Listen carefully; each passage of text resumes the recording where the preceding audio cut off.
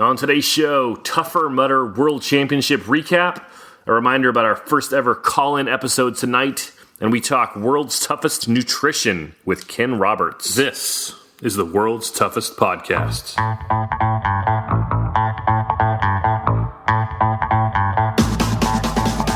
Welcome to the World's Toughest Podcast, where we talk about any obstacle course race you'd like, as long as that's World's Toughest Mudder.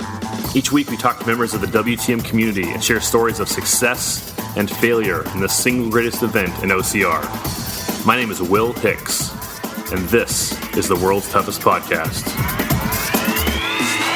Welcome to the World's Toughest Podcast. We have less than 1 week until World's Toughest Mudder 2017. If you would like to get in touch with me, my email address is willhicks@gmail.com, or you can find me on Twitter at @thewillhicks. I will be tweeting from World's Toughest Mudder with race updates and how the elite horse race is going. That's twitter.com/thewillhicks. Leave a review for the podcast, and I'll give you a high five in Vegas. I mean, I'll give you one anyway. They're cheap. We are in the middle of Elite Week here on the podcast. Every day we're talking with the elites that we expect to see on the podium when it's all said and done. We'll have a new Elite Week episode later tonight, but today we've got a topic by request, nutrition. We're going to talk with a member of the World's Toughest community, Dietitian Ken Roberts. We'll talk with Ken in a minute, but first, some news. This past weekend was the first ever Tougher Mudder World Championship race at Tougher Mudder SoCal. You can catch the replay at facebook.com/toughmudderlive. Tougher Mudder is the 10-mile competitive heat at the beginning of a regular Tough Mudder weekend. Let's talk about the women first. Before we talk about the women, actually, you might wonder where some of the big names are in the results here. With World's Toughest Mudder just 1 week after the Tougher Mudder Championship race, many of the Tough Mudder athletes chose to sit this one out. Not all of them. There's several names you'll recognize. We'll talk about them. But it's just a week away, and a lot of people don't want to get hurt right before World's Toughest. Two obvious names you will not see in the results are Ryan Atkins and Lindsey Webster, but there are many more. The race was broadcast on Facebook at facebook.com/toughmudderlive. You can catch a replay there anytime you'd like. Let's talk about the women, then we'll talk about the men. In first place was Nicole Miracle. Second was Rhea Coble. Third place was Allison Ty. Fourth was Alex Chikorita Rodena. Fifth was Lauren Toxa. Sixth, Faye Morgan. Seventh, Deanna Braz. Eighth, Casey Northup. Ninth, Sue Harvey Brown. 10th, Billy Sayers. Nicole Miracle took off like a rocket, and she led wire to wire. She is an absolute stud. I believe she's going to be at World's Toughest next week working in the pit. She's had a good year, Nicole Miracle, in 2017 running Spartan races. This was her second Tough Mudder race. Spartan needs to be careful. Hunter McIntyre was a diehard Spartan guy for years. He comes to World's Toughest Mudder in 2014 as part of a Spartan team. They won the team division, and Hunter says, I kind of like this Tough Mudder vibe. I'm going to stick around. And now he's a member of the Tough Mudder Pro team. He's in their Coachified videos. And when Hunter goes back to Spartan, it's as the defending TMX champion. The same thing could happen with Nicole. She spends a year at Spartan, trains up, and then makes the move over to Tough Mudder. Look, training people is expensive. Major League Baseball has an extensive minor league system that does just that. I think Tough Mudder should send Spartan a thank you card. Speaking of Spartan studs making the crossover, Rhea Coble was in second place. Ray is also new to Tough Mudder, and she will be running World's Toughest next week. She's never run a Toughest or World's Toughest, so she could surprise some people. She's not as well known in the Tough Mudder community yet. I expect her to do well this weekend. Good luck, Rhea. In third place was friend of the show, Allison Ty. More important than her third place finish was the fact that she stayed healthy. Getting hurt right before World's Toughest Mudder would be terrible. Chikorita finished in fourth. We talked with her a few times this year on the podcast, and she'll be running Worlds this weekend. I'm happy to see her do well. Lauren Toxa was in 5th, Faye Morgan in 6th, and then Deanna Braz in 7th. I gave Deanna and another guy a ride to the race at Tougher Mudder Las Vegas a couple weeks ago. Not really to the race, like across the parking lot, but anyway. Deanna has done well in Tougher Mudder races all year long. Casey Northup finished in 8th. We've talked to her a few times also. She told us that she likes to finish off the podium, but close enough to touch it. In 9th was another friend of the show, Sue Harvey Brown. Always happy to see Sue at the races and performing well as a bonus. Nice job, Sue. Well done. Billy Sayers finished in 10th. I don't know Billy, but she likes my posts on Facebook, so she's okay with me. You're cool, Billy. Let's talk about the men. In first place was Hunter McIntyre. Second place was Ryan Woods. Third place was Hobie Call. Fourth place was Mark Batress. Fifth place was Christopher Swanson. Sixth place was Sean Stevens-Whale. Seventh place was Jack Bauer. Eighth place was Christopher Mendoza. Ninth was Victor Quesada. 10th was Michael Meyer. The men's side was a race. They started out fast, and the front 5 took off from the rest of the pack. Then it was the top 4, then it was the top 2, and then it was just Hunter in front. Going into it, I thought Hobie would win the race. But on a short course like this, 10 miles, I'm not going to pick against Hunter again, unless he's racing John Albin. I wish Ryan Atkins and John Albin were out there also. But Hunter had plenty of strong competition. The top 4 men, Hunter, Ryan Woods, Hobie Call, Mark Batress, are ridiculously fast and strong. If the order of those top 4 men were mixed around, it would still make sense. Any one of those 4 could win this race. Ryan Woods finished 2nd. Ryan has a reputation as everyone's favorite underdog, but he's been winning races lately, so he's kind of losing that underdog reputation. People call him Woodsy. Super nice guy. I'm happy for his success. In third place is Hobie Call. Hobie was the first dominant racer in OCR. He gets some disrespect because he might not be the most savvy business guy or the best at building his personal brand. As an aside, whenever anyone talks about building their personal brand, I literally want to vomit. My most important product is me. Oh my gosh. Stop it. Anyway, for whatever niche you might have about Hobie, he's a great runner. He's been able to extend his performance into his 40s and even enhance it the last few years. Hobie narrowly beat Mark Batress. They sprinted with each other for third place. Mark is a strong runner. Fifth place was Christopher Swanson, and 6th was Sean Stevens-Whale. You may remember Sean from our Whistler recap episode. His background is in tower running, which is exactly what it sounds like. He races up the stairs of skyscrapers all over the world. He told me his most memorable race was racing up the Eiffel Tower in France. In 7th was Jack Bauer. I am sure Bauer gets this all the time. But do you guys remember 24 with Kiefer Sutherland?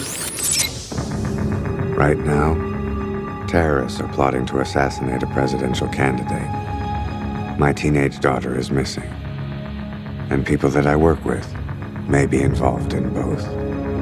I'm Federal Agent Jack Bauer. Today is going to be the longest day of my life. Love that show.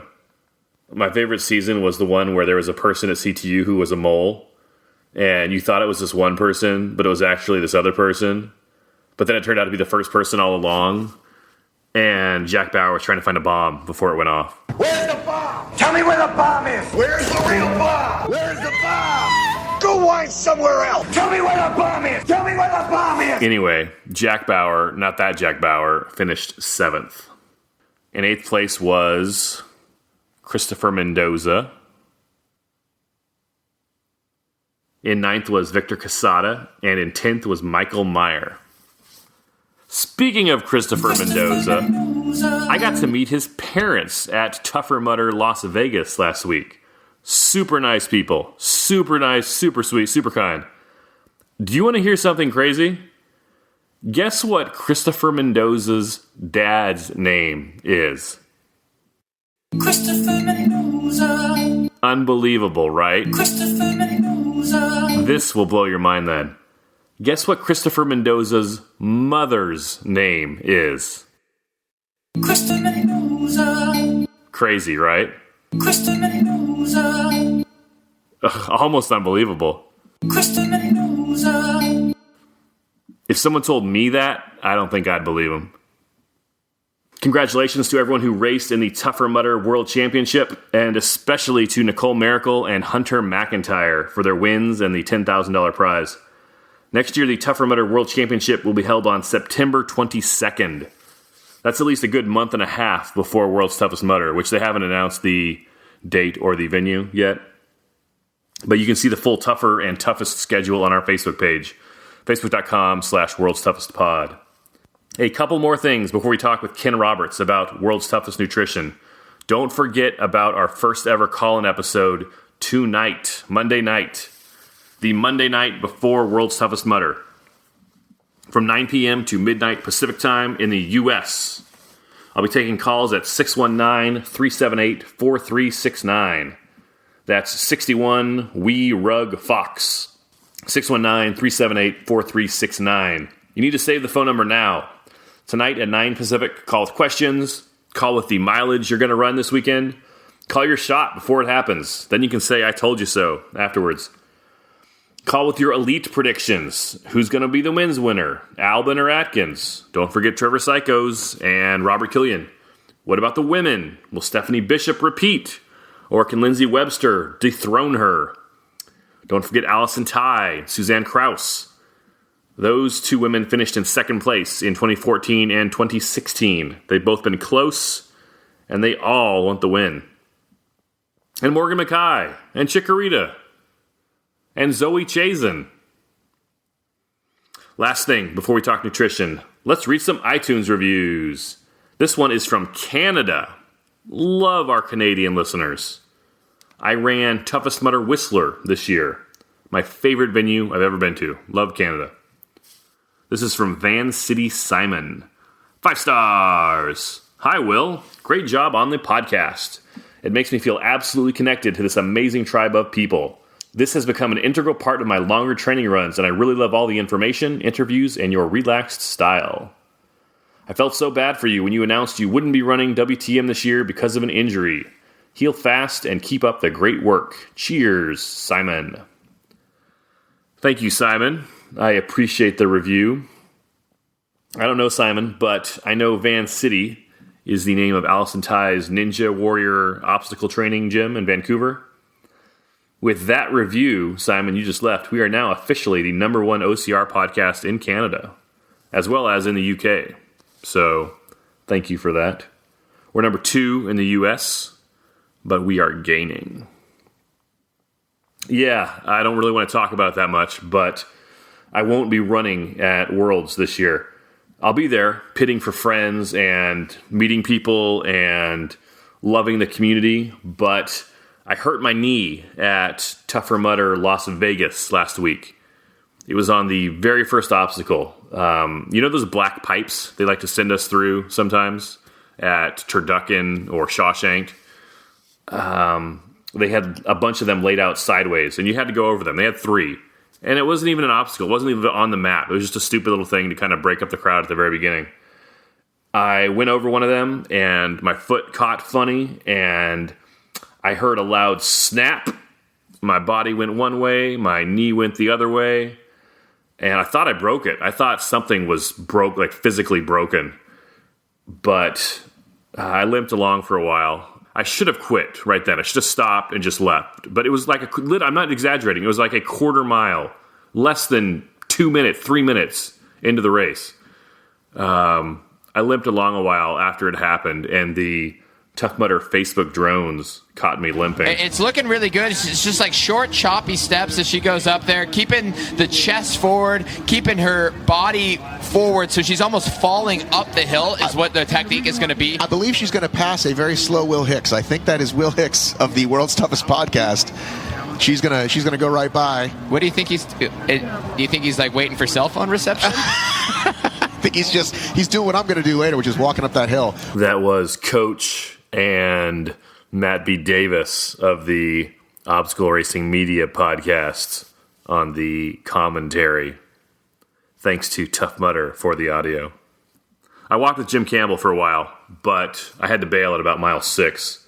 I drove to a drugstore to buy some pain meds, and I kind of stood up outside my rental car in the parking lot, and I had all the weight on my good foot, and I did not know how I was going to walk inside. I could not put any weight on my left foot. I stood in that parking lot for probably 20 minutes just trying to build up strength or something before I could finally hobble inside. I made it in, I bought the pain meds, and I bought a cane also. I used that cane for like 2 days after the event. I was supposed to fly out the next day, but I didn't want to deal with airport security and just lining up and being in a tight, metal tube with my leg like this. So I rented a car, and my wife drove us back from Vegas down to San Diego, to our home in San Diego. I am so glad my wife came with me this weekend. Usually when I travel to a race, I just kind of fly in, do the race, and fly back out and get back as quick as I can. My wife and I, we were going to make a weekend of it, had romantic dinners planned, and the weekend was kind of shot as soon as that happened. Thanks to my wife for being a good sport. I owe her a trip somewhere, or at least a couple nice dinners. So yeah, it's hard to talk about. I talked with Amelia Boone a few episodes ago.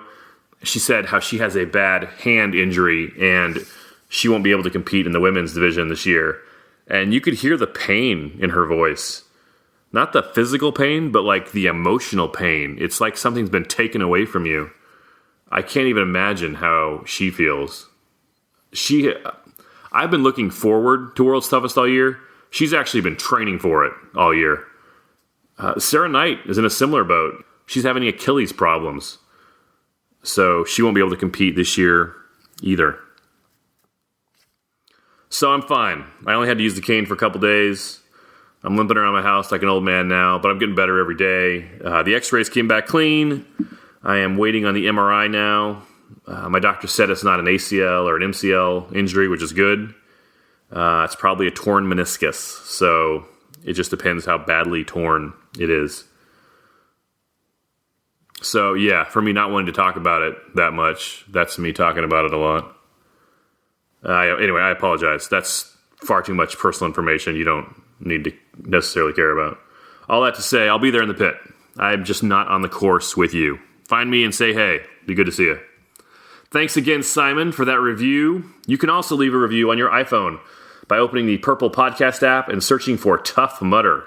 We're the first one that pops up. Click our logo and then scroll down to click Write a Review. I sincerely appreciate your reviews. Thank you very much. They make my day. Like, I'm having a crappy day. If I'm having a crappy day, I look, Simon left me a review. Thanks, Simon. It's time to talk with Ken Roberts. Let's go to the phones. Ken Roberts, thanks for taking the time. My pleasure. I appreciate the opportunity. Ken, I want to talk nutrition with you in a minute. But first, tell me about your first year at World's Toughest Mudder. Oh, that was definitely an interesting one. So I kind of went into that one pretty cold. I had some friends talk me into it in the early spring of 2015. So I did a couple, double laps here or there on some pretty ridiculous events. I did one in Mount Snow in Vermont. I did a double lap that day, and that was pretty gruesome. And then some ultra races to prep for it. Going into it, I wrote out, all the gear plans from my military background. So I kind of was pretty well prepared for any type of weather that was going to happen.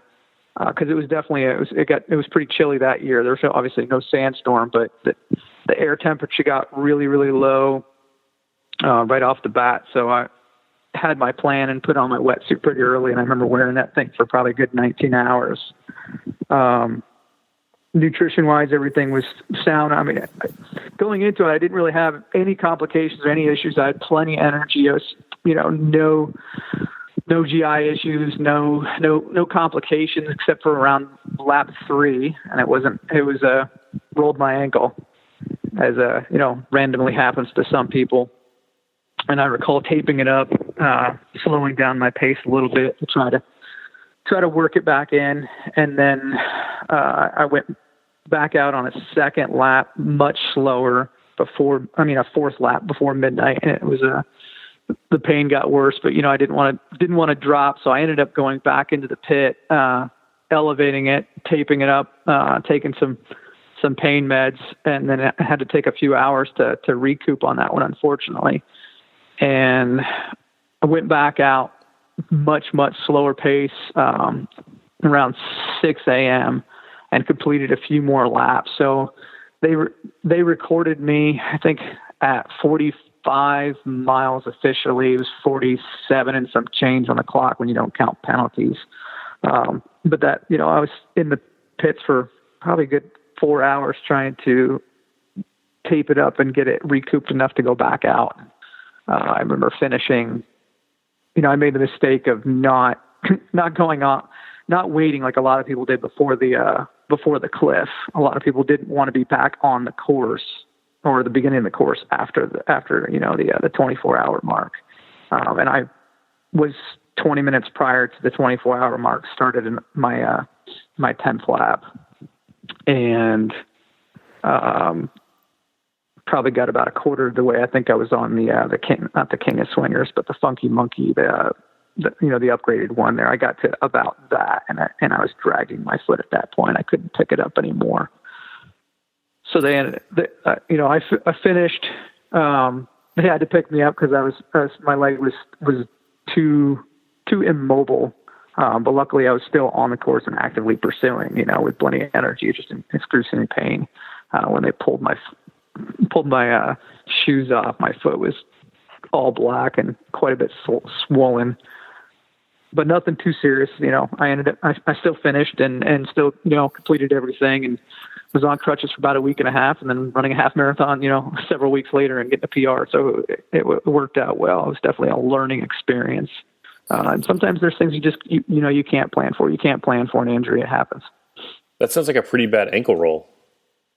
It was a pretty nasty one. And you figure I did another 25 miles with the ankle just exacerbating it. But, you spend a lot of time and money into it. And, I did 20 years in the Marine Corps, so I've got a lot of stupid in me when it comes to pushing through pain, and wanted to make sure I finished. I talked to somebody who listens to the podcast but doesn't run Tough Mudders, and they said they are amazed by the injuries that a lot of people have, where sometimes they go into a race even knowing they're probably going to get injured, but they do it anyway. Yeah, I would definitely say that's true, but that's true in anything. You could do a couch to 5K and get an injury. You're always going to have a chance of being injured. Obviously, the more intense and the longer the duration of the activity, the higher the rate of injury could be. But training and conditioning and taking care of yourself and knowing your body, is highly important. I remember, one of our friends, I won't mention his name in the podcast, but if I say this, I'm sure half the people in the community would know it. He injured himself last year on obstacle crack. I think he cracked a rib, and it was landing on Kong on the bags. Mm-hmm. And I don't think it was because of Kong. It was just, he just landed, and, the body does what it wants to do sometimes. And he was very smart and pulled himself from the race so he wouldn't exacerbate it. So, injuries can happen. That was 2015. Tell me about 2016. 2016, I was transitioning into triathlons. So I was contemplating whether or not I was going to go. I started working with a few clients to help prep them for their nutrition. And last year, Corey Drumright and I decided to team up. And so I wrote our nutrition plans for everything. We lined up out there. Corey had some serious GI issues, which caused some major delays and everything. And I didn't want to break up the team because, quite frankly, I was just there to have fun, to support, some of my clients and to support my teammates. So, we spent a lot of time in the pits trying to help him recover from some of the GI issues that exacerbated. Because last year, and we, definitely hit on some of these things in the nutrition portion. Temperature variations affected people going out too hot, too fast. And I think that affected a huge portion last year, because last year it didn't get cold. It stayed pretty warm and it knocked a lot of people out. So when we went out, I was fine. I had plenty of energy. I had no injuries. The next day I was perfectly fine. And I think I was, a couple of days later I was running. We only ended up completing 25 miles. And which is fine. We finished, we had a good time, we supported other people. And really that was the only reason I went out there, for last year. Cause I had a national championship race this year and I had 3 half Ironmans I was doing. So I didn't want to get injured last year. So I just went out to have a good time and support people and race. You got 25 miles in 24 hours last year. This year at Toughest Mudder Chicago, you got 25 miles in 8 hours. Tell me about that. Oh yeah, that's right. Well, same thing. We went out there. I had done the Tough Mudder with my wife in the morning. So we did the little 10 to 12 mile kind of walk run at her pace.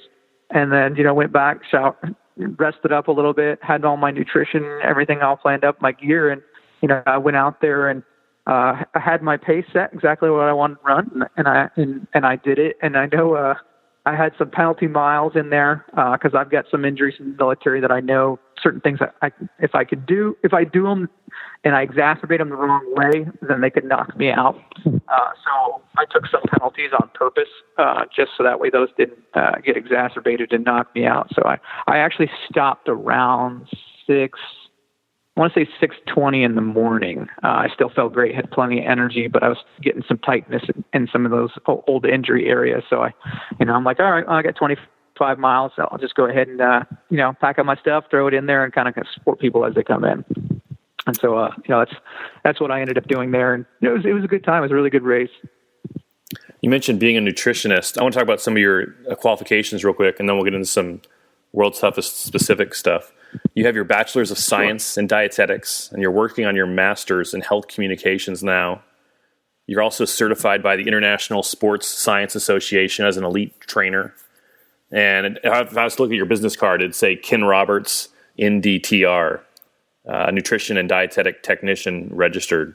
Is that all pretty fair?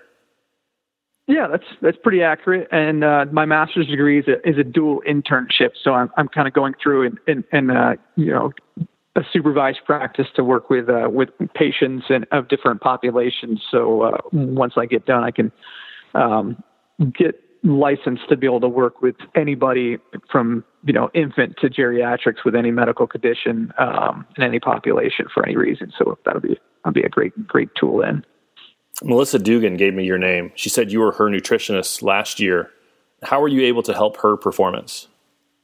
Well, she did a lot herself. And what I mean by that is she is a really dedicated and driven individual. And so when working with anybody, and it's always a blessing to work with someone like Melissa, because it's not about, here's the program. This is what you need to do to succeed. You can't just blanket that for anybody. You really have to meet them, where they're at with their food preferences or any food intolerances, their travel schedule. Melissa's got a crazy travel schedule and she races a lot too. So, throughout the year, the goal was to make sure that, with all those variations in their diet and lifestyle and food preferences, to make sure that first and foremost that, they're eating a balanced diet, not diet to lose weight, mind you, but making sure they're getting all the nutrients they can, and specifically from whole foods as much as possible.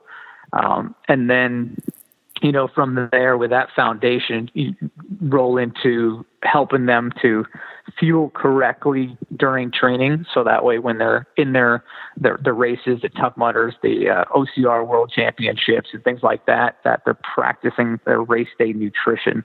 So when we got to World's Toughest Mudder, the big one, the Mecca, that they go in there with confidence, knowing that they've trained not just physically, but also trained their stomach to tolerate that higher volume of food and higher volume of fluids that you need as an ultra endurance athlete. You talk about training your stomach. How can you train your stomach? Maybe in the weeks leading up to World's Toughest Mudder. Well, I'd definitely say it's something that really needs to be done, at a minimum 4 weeks out. And it's feasible, but it's something that should be done all year long. A lot of athletes are phenomenal athletes, but unfortunately just don't know how to eat well. And, it would just it's amazing if they ate well and knew how to eat well, how much better they would perform and how much easier it would come to them. So you have to look at your gut, your stomach and your digestive tract as part of your training for your athletics. When you're doing a small volume of training, like an hour session, you just kind of need to eat well before that. But as the training duration changes, it gets longer, then you need to start putting in different fueling. And the longer it gets, the more specific the fueling has to be, and the more and the composition changes as well. So does the increase of fluid and balance of electrolytes that needs to go into it as well to make sure that there's not all sorts of issues. So a lot of people, when you're training your stomach, you kind of have to teach your belly, your stomach and your digestive tract to be able to handle higher volumes of fluids and higher and eating. You can definitely start 4 weeks out or longer, if possible, to drink the right amount of fluids during your training, so that way your body can get used to it. You can not during race day, mind you, or during an event, but during training sessions here or there, you can also train after eating, so that way your body is used to training with food in your stomach by going into it empty. You mentioned drinking the correct amounts of fluid. How much fluid should we be training our stomach to hold or to take in? So a lot of there's going to be variations depending on age, gender, and things like that. You obviously want to go in hydrated, depending on all those, variations of temperature, elevation, and age and stuff like that. We hear the guidelines from the, for healthy Americans and as well as in Europe, they have similar ones. You should definitely have, at least 10 to 12 cups of fluid within you a day. And of course you can get about 3 of those things from the 3 cups, at least from the food, and drink at a minimum of 7 cups of water a day. But going into an event, you definitely want to start looking at going in hydrated. And then as well, on top of that, prior to the event, like 1 to 4 hours prior to the event, you want to start consuming it. A general rule of thumb might be like, at least if you're hydrated leading up to it, such as the event's on Saturday, then you're hydrating all week long as you're tapering down. And then 4 hours prior to the start of the event, you might want to look at drinking like an ounce per 10 pounds of your body weight. For those that are listening that are outside the U.S., that's going to equate to about 5 to 7 milliliters per kilogram of their body weight, kilogram being 2.2. And that's going to help them to top off and make sure that they're hydrated when and they can check their hydration status by, when they urinate, they can make sure that it's a light color and not, it's not caramel color. It should be pretty light. Unless if they're pumping a bunch of vitamins, that might change the color too. So that'll help out leading into the event. During the event, there's different ways to gauge how much they should be consuming as well. What types of food should a person eat, say, 48 hours before the race to prepare their body?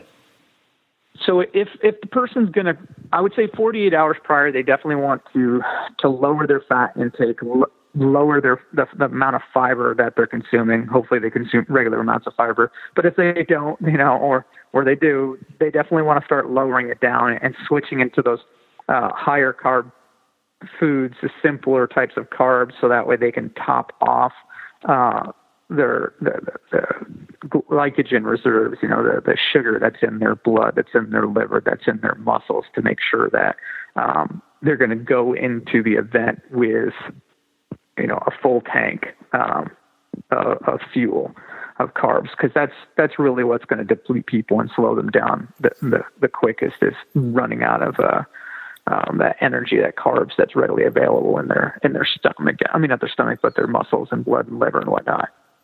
So is that like the traditional pasta dinner the night before or 2 nights before? Well, I would say the night before, and this is going to depend on how people sensitive to their stomachs are as well. So the night prior, like for example, you don't want to go to bed completely full, because it could be uncomfortable. It could mess up your sleep. It could be challenging for you.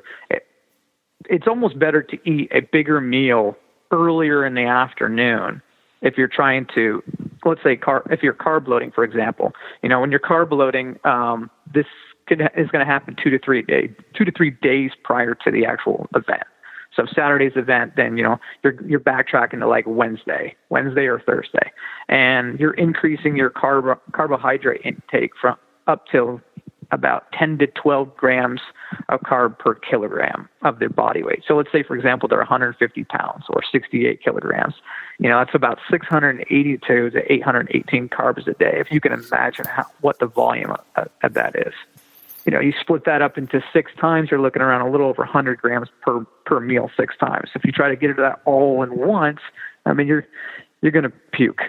There's no way about it. So if you're carb loading, you definitely don't want to try to lay down at nighttime when you're just stuffed. So eat that bigger portion earlier in the day, and then at nighttime, if you need to top off more, a little before bedtime, then you can then you have a smaller portion. Have that pasta dinner earlier in the day. But you want to be cautious of that too, because you're not making the pasta. You're going out and buying it somewhere at a restaurant. And a lot of times people are getting it with these, Alfredo sauce and cream sauces and things like that. And the composition of your meal is actually more fat than it is carbs. It's going to cause more problems if they're consuming higher amounts of fat, because it's going to slow the digestion down of the carbs. What are your thoughts in general on carb loading? Is that a good idea, bad idea? Does it matter? Well, it's subjective. It really is going to depend on the individual. I've carb loaded myself for big events, but you have to practice it. I mean, if you've never done carb loading before and suddenly you go into the world's toughest mudder without having done it at a tough mudder, for example, if you're going to go out in a tough mudder for 3 or 4 hours, or do 2 laps in a day, or the OCR World Championship, if you're out there for long periods of time in one of the 3 events, then you want to practice that, and you want to get out there for more than 4 hours in a training evolution and have carb loaded for it. Otherwise, you could either 1, do it wrong, or 2, you're just going to find yourself so bloated and so full that it's just going to be uncomfortable for you, and you may not sleep the right way. And, so it's something you want to practice. And there is evidence out there from sports scientists and sports dietitians and nutritionists that carb loading does have a positive effect because it tops off glycogen. But it has to be practiced and it has to be done the right way. So a big pasta lunch maybe on Friday is not a bad idea, or is a good idea? No, it's not a bad idea at all. And again, just make sure you pick wisely and whatnot. You can, go with those simple sugars, pastas, things like that, breads, low fiber type of stuff. And yeah, that would probably be fine for them. And then they could top off a little bit in the evening, and then also the morning of last year. I know they threw a wrench at us and had to start at 2 instead of noon, so that kind of threw everybody's plan off a little bit, because then they kind of had to factor lunch in there instead of just breakfast, then going right into sports nutrition. But you're going to top off again in the morning, again with a high carb type of meal, depending on the time frame before the event. Okay, so let's talk about those last 2 meals. What should you eat the night before World's Toughest Mudder? So the night before, you want to look at something that's going to be low fat, low fiber. You could get some simple bread, simple bagels, biscuits. Heck, you can even eat waffles and pancakes the night prior if you really wanted to. It's not a breakfast meal. It's just a meal. So you want those simple carbs that are low fat, low fiber types of things. You could get pasta. Pasta is great. It's traditional. Just make sure that it's low in fat and don't overdo it on the protein. You don't need more protein going into it just because you're going to be out there for a while. You still want to maintain the same level of protein that you have all week long and leading up to it, just higher carbs and lower fat and fiber. And then what about breakfast on Saturday morning? Breakfast could be the same thing. You want a high carb meal, again, low fat, low fiber.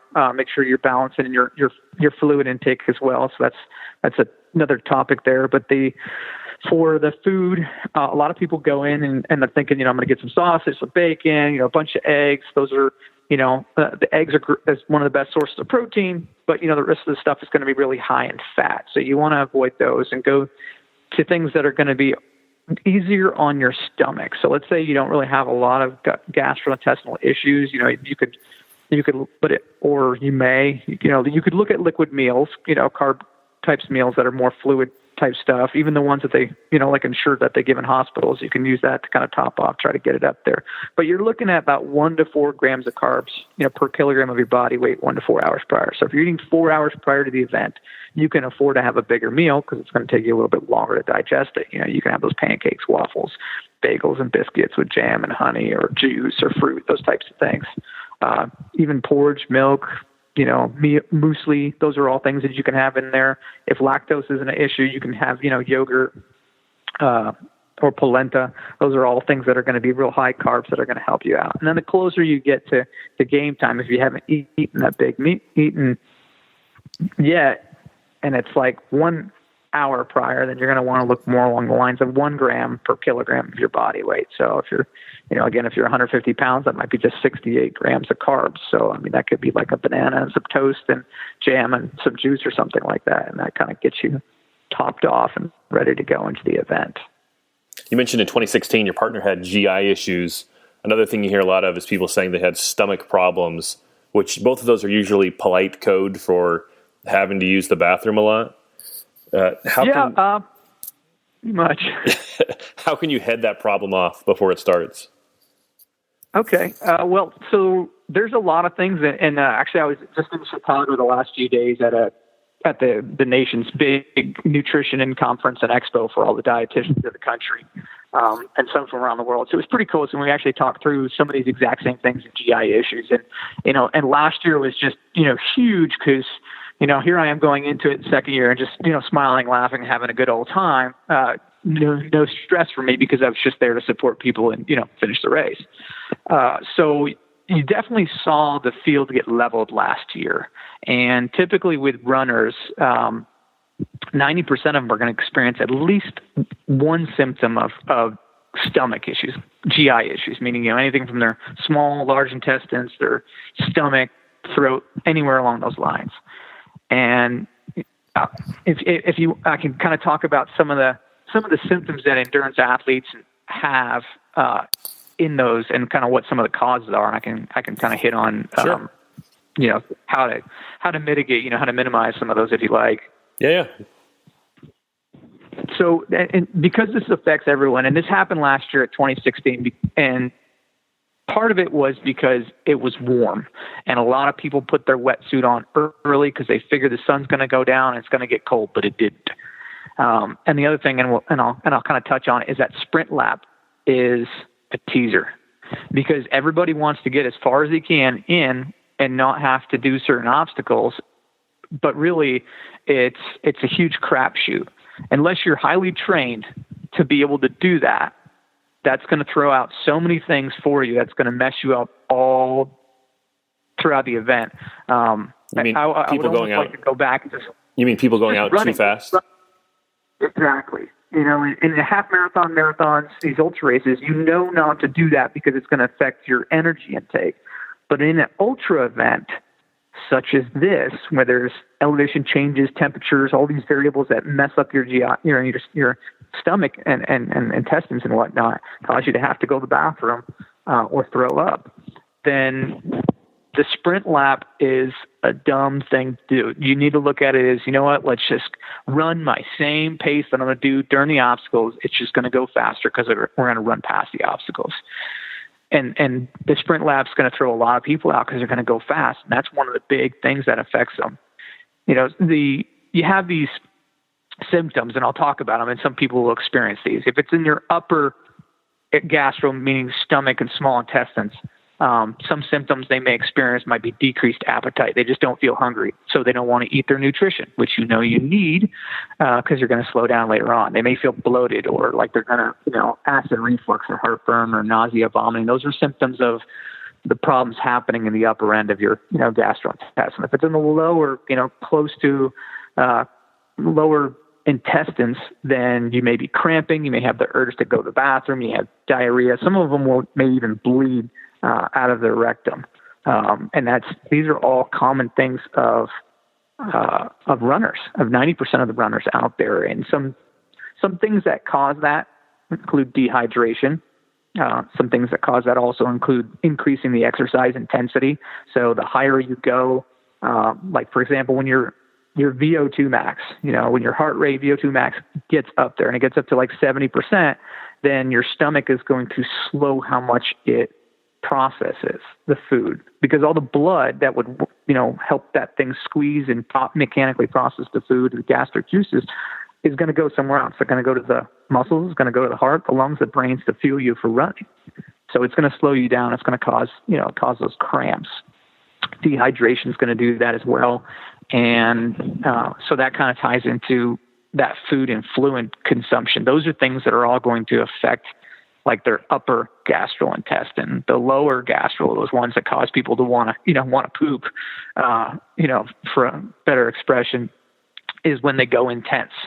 So that sprint lap, when you're out there just going out like a bat out of hell, then that's going to cause your heart rate to go up. And the higher it goes up, the more blood flow that goes away. And then that food that's in your stomach is not going to get pushed out. And most athletes, they can tolerate, up to about 75% of a reduction in blood flow around their stomach and lower and upper GI, but for really only about 12 hours.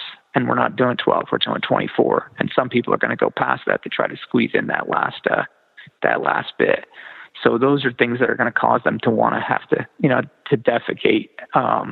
Plus runners in general, all the bouncing, all that stuff is going to affect it.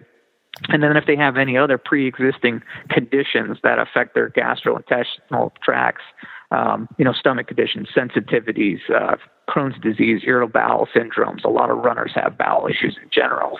So they're going to get affected out there. And then there's nutrition things that can affect it, like the fat and fiber that I talked about. If they're consuming a lot of fat, that's going to cause issues with their gastrointestine. So, to avoid having upper or lower, just period, having diarrhea or vomiting or having to do number two, make it easier, then they want to decrease the amount of fat, decrease the amount of fiber that they're going to do. They want to make sure that their carb and fluid intake is accurate. So if they're drinking sports drinks, for example, those Gatorades are like really high volume. So you want to look at it and say, okay, if I'm going to have fluid and carbs and I'm intaking this thing, then I want to try to keep it down to like 12 grams of carbs per 3 ounces of fluid. Don't go over that. If you go over that, that may cause issues.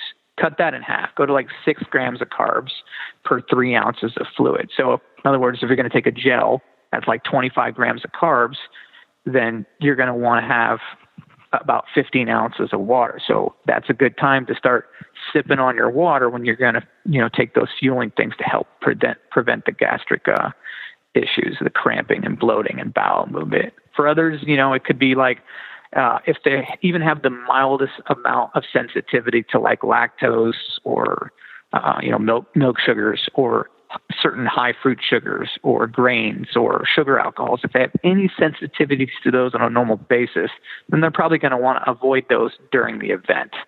And a lot of power bars and things like that have those. They have a lot of fructose. They have, high fructose. They have a high amount of grains or milk or sugar alcohols. And those are just going to cause people issues. So they want to go to things that are very sensitive, going to be sensitive and easy on their stomach, and try not to go too fast. If you experience any problems in your stomach, or you feel like you're going to vomit or you have to go to the bathroom, then you want to reduce the food that you're consuming and reduce your fluids. And then you need to slow down regardless of your racing goals, because if you push through it, there's a couple things that can happen. One, you may not be able to push through, and it may take you down and out of the race hard. And that's kind of we didn't get out last year, but what we did was we slowed down, and I recommended that we take as much time as it needed to resettle and back off on nutrition. Don't start introducing new things in just to help it. Just back off. Back off on the fluid, back off on nutrition. If you need to take a rest, so that way you can settle it. And then at least you can go back out and finish the race. And maybe pick the pace back up if you need to. But, your goals are shot as soon as those GI issues come in, depending on how bad they go in. But if you push them too bad, you may end up in the medical tent in a state of a case of emergency, because that can be life-threatening if you push through a serious gastro problem like that. Tell me about fueling during the race. When and what should a person eat? So during the race, you want to make sure that, again, you want to practice that. So because this is a long event, more than 4 hours, and you want to consume about 80 to 90 grams of carbs per hour. Your body can't tolerate more than 90. And even though you're going to burn more than that, you're not trying to replace everything you burn. In water, you try to match it, one for one as best you can in fluids, but not with fuel. Really, you're just trying to top off carbs, because you're going to burn protein, and you're also going to burn fat, but you're not trying to bring fat and protein back in during the mix. You're trying to bring it back in with carbs. And so when these guys go out there and they look at fuel, they want to look at fuel that's going to have a mixture from different types of carbs, not just one. If you're just taking like gels and it has just glucose in it, at that volume that you need to take in, it's going to cause problems in your stomach. So it needs to be a mixture from different carb source, like glucose and fructose, or maltodextrose and fructose. Basically, just get it from. If you're going to eat like a banana, you want to get some like white bread in there as well. I know some people eat those little Smucker sandwiches, the little small ones in the packages that are white breads, a simple carb. It's got a little bit of jelly in it. Yeah, there you go. Thank you.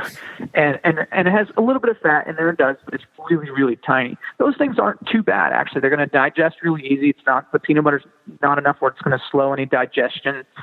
White rice is good as well. I did that last year. I made white rice, basically a sticky rice, but I put peanut butter and jelly in it. A little bit of peanut butter, but more jelly. And the reason I put the peanut butter, even though it slows down a little bit the digestion, it's because it also kind of gives you, it's good mouthfeel, it makes you feel a little bit better, so you feel like you're not just eating sugar. Because you do want some things in there that's going to be enjoyable. Otherwise, you're not going to be able to take it, especially when you have to eat that much, like 80 to 90 grams per hour. And you want to be able to do this, you want to eat this every 15 and 20 minutes. So look at the simple things that you can waterproof, that you can take with you on the course, to make sure that you're eating every 15 to 20 minutes and, drinking preferably the same way. Because if you can break it down into smaller chunks like that, with the gels, with bars, with the chews, with, even with Uncrustables, which are cased in, you could put it in a Ziploc bag and, if it gets squished, right? It's all going to go down the same way. And eat those so that way it's easier on your stomach.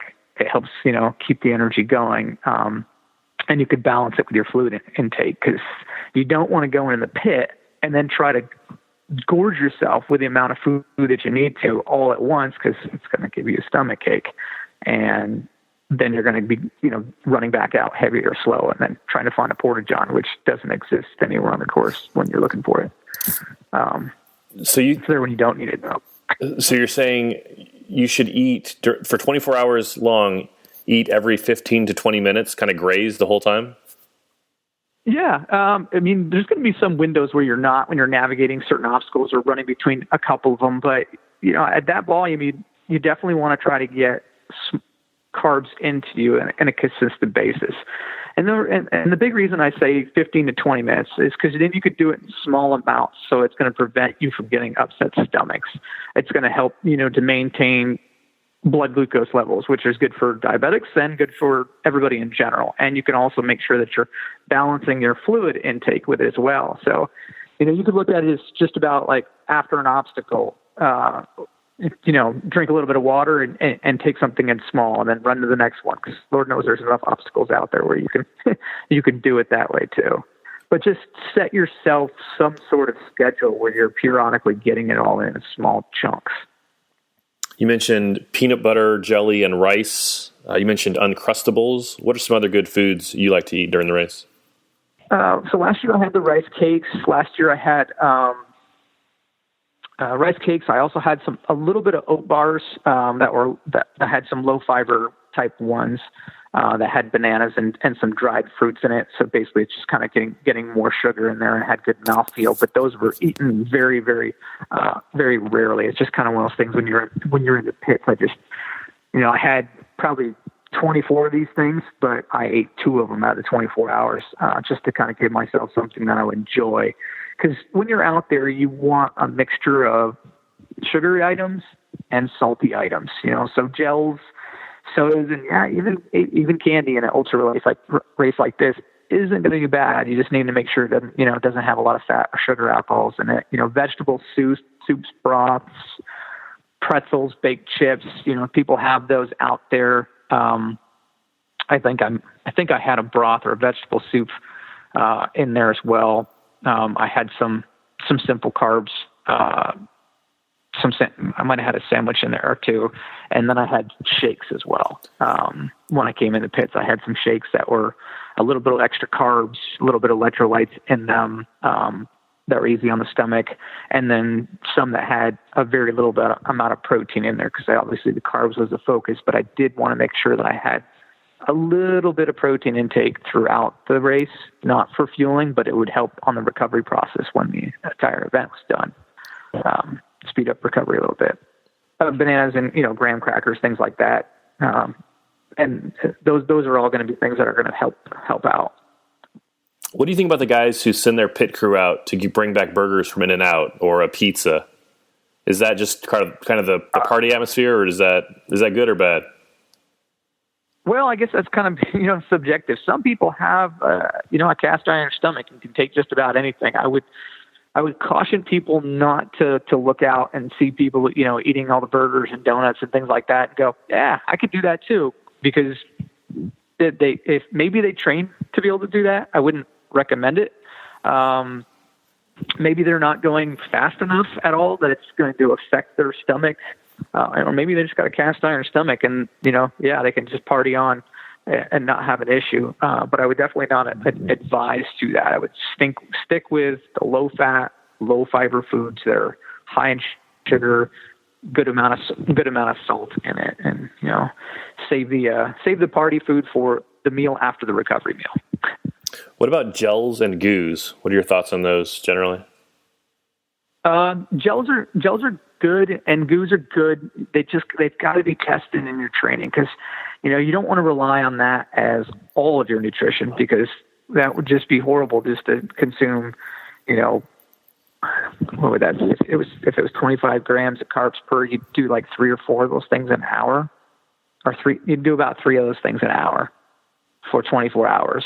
So supplement them in here or there, have them on the course where you can take like 2 or 3 of them. If you figure you're on the course for 2.5 hours on average, you know, and when it gets slower in the middle of the night, or maybe it's a little faster during the day, let's just say 2 hours, call it even.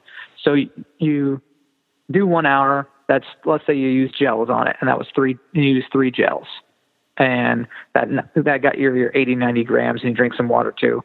And then on the second hour, you had a gel and maybe a chew or something like that, and that helped you get your 80 to 90 hours. But then you go into the pit, and you have some different types of food, that counts as that new hour on the course, because you're only going to be in the pit for a couple of minutes, and then you go back out there, you're going to eat less gels or less goose, because you got to count that pit food as part of that hour too.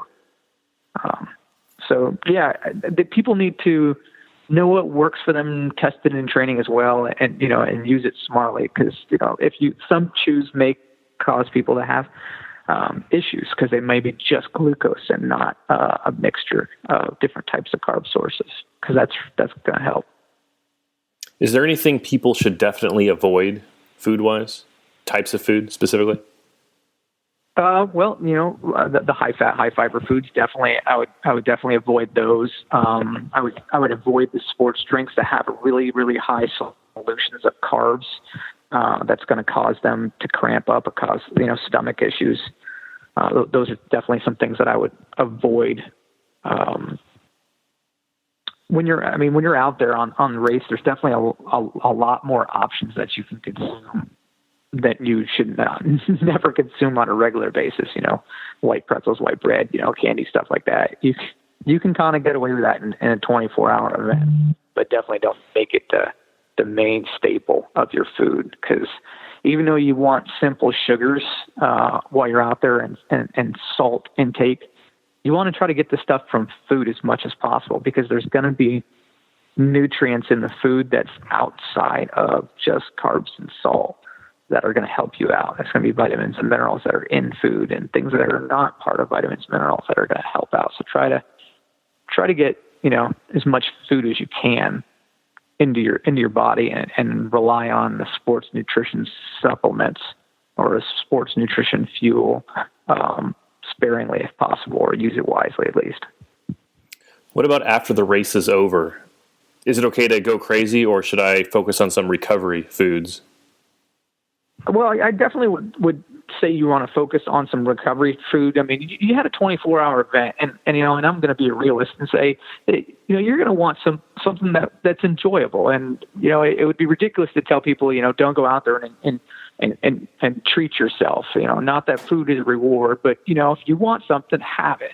What I would say is, during the first 4 hours is very important. I mean, any nutrition is going to be important right afterwards, but during the first 4 hours, you want to start getting carbs back into your body, because you got to replace what you lost.